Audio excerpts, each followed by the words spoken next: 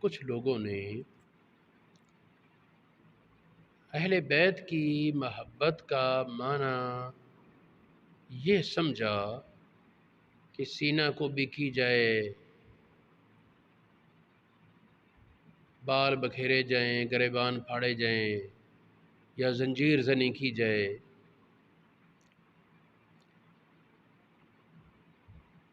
حالانکہ اہل بیت اطہار کی محبت کا تقاضا یہ نہیں کہ ان کی محبت کے بہانے سے شریعت پاک کی دھجیاں اڑائی جائیں، شریعت کی توہین کی جائے، یہ ان کی محبت کا تقاضا ہرگز نہیں۔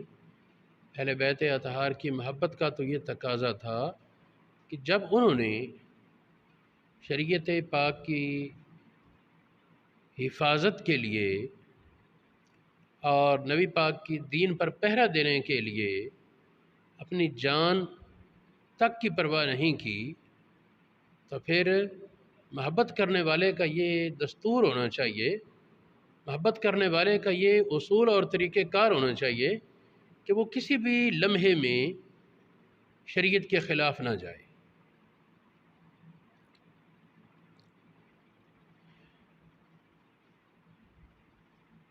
ماتم کے بارے میں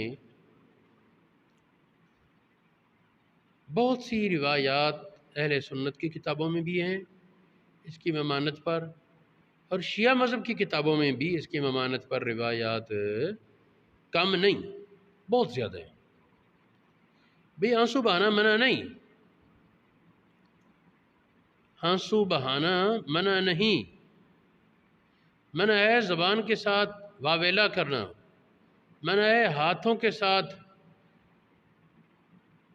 سینہ پیٹنا، بال نوچنا، منع ہے رخسار پیٹنا، منع ہے زنجیر زنی وغیرہ وغیرہ۔ اب اس کے منع ہونے کی دلیل کیا ہے؟ تو اہل سنت کی کتابوں میں یہ حدیث کئی جگہ موجود ہے۔ اس وقت میں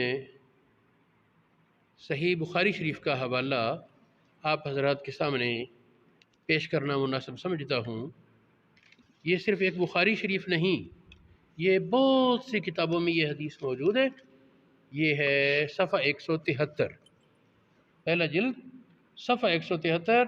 نبی کریم علیہ السلام نے ارشاد فرمایا کہ میں اس سے بری ہوں جو گریبان پھاڑے، بال منڈائے یا بین کرے۔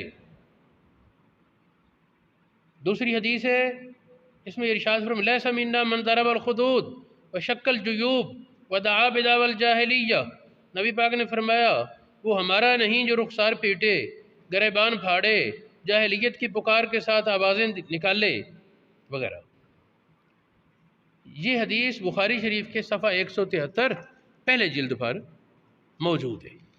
یہ صرف ایک حوالہ دیا ہے، اس پر 20 حوالے ہمارے اہل سنت کی کتابوں میں موجود ہیں، اور شیعہ مسلک کی معتبر کتاب اصول کافی، جس طرح ہمارے ہاں بخاری شریف ہے اس طرح ان کے ہاں اصول کافی کا درجہ ہے۔ تو اس میں یہ عبارت موجود ہے الصبر من الایمان بمنزلۃ الراس من الجسد۔ صبر کا ایمان سے اس طرح تعلق ہے، صبر کا ایمان سے اس طرح تعلق ہے جس طرح سر کا جسم سے۔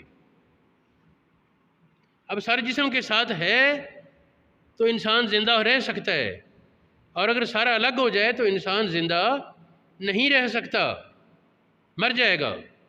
اسی طرح صبر ایمان کا سر ہے، صبر ایمان کا سر ہے۔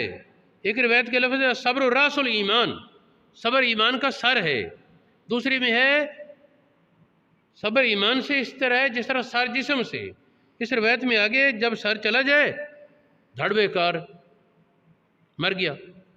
اس طرح جب صبر چلا جائے تو ایمان بیکار، وہ نکمہ ہے، وہ کسی کام کا